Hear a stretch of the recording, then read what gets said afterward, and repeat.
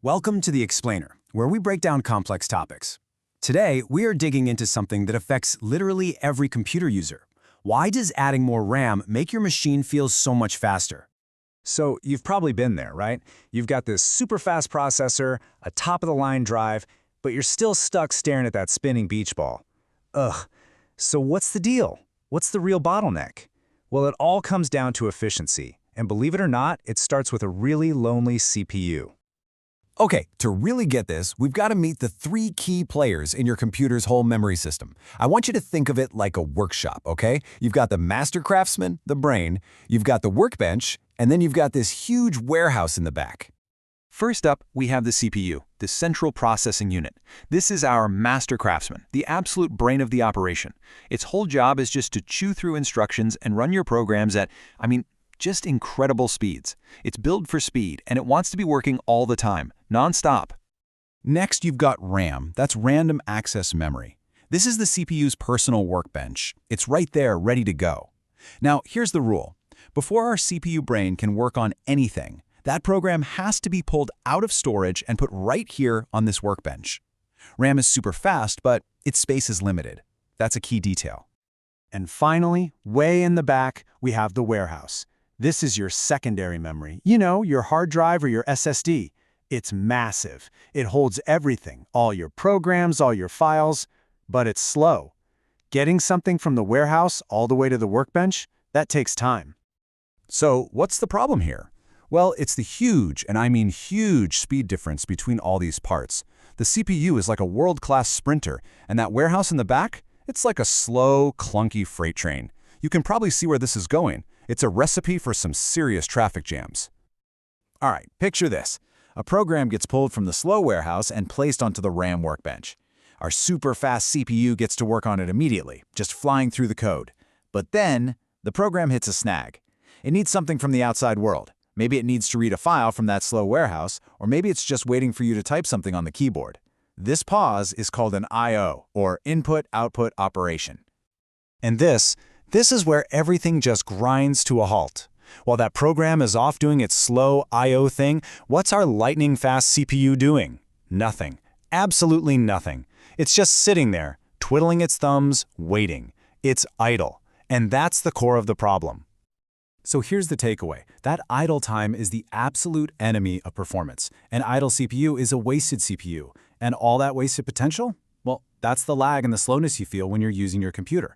The whole game is about finding a way to keep that CPU busy. So how do we solve this? Well, there's a really elegant solution, a concept that pretty much changed everything in modern computing. It's called multiprogramming. The whole solution really hinges on this one key idea: the degree of multiprogramming. It sounds complicated, but it's not. It's just a fancy way of saying how many programs can we cram onto our RAM workbench at the same time, all ready to go. And here's the genius part. Instead of putting just one program on the workbench, the operating system loads up a bunch of them. So now, when program A has to pause and wait for that slow I/O stuff, does the CPU sit idle? Nope, it just instantly switches over and starts crunching on program B. Or program C. No more wasted time. It's brilliant. Okay, that sounds great in theory, but does it actually make a difference? Let's look at the numbers, because they really tell the story here. We're going to walk through a super simple example to prove it. All right, scenario 1. Let's imagine we have a computer with just 4 megabytes of RAM. And let's say a typical program we run also happens to be 4 megabytes. Pretty simple, right? That means we can only fit one single program on our workbench. Our degree of multiprogramming is just 1. Now, let's stick with an assumption from our source material. On average, a program spends about 70% of its time just waiting around for I/O. So, with only one program in RAM, when that program waits, the CPU has nothing else to do. It's just stuck. It is forced to be idle for that entire 70% chunk of time. So the math is super simple. The CPU is only working, well, 30% of the time. Just 30%. That is a huge amount of wasted power, and that's exactly why a system like this would feel incredibly slow. Okay, now for scenario 2. Let's upgrade. We double the RAM to 8 megabytes.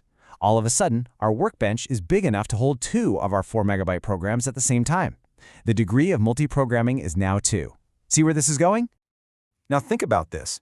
With 2 programs ready to go, the CPU only has to sit idle if and only if both programs are waiting for I/O at the exact same time. The chances of that happening are much lower.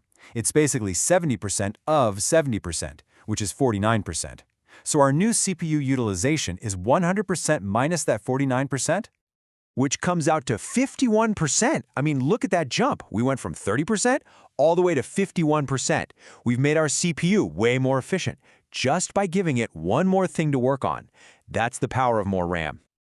Okay, let's push it one more time. Let's double the RAM again, up to 16 megs. Now our workbench is big enough to hold 4 programs all at once. So what are the odds that all 4 programs are waiting at the same time? It's getting pretty small now. The math works out to a CPU utilization of about 76%. Just look at that progression. We went from 30 to 51 to 76%. It's so clear. The more programs you have ready in RAM, the busier and more productive your CPU gets. The numbers really don't lie.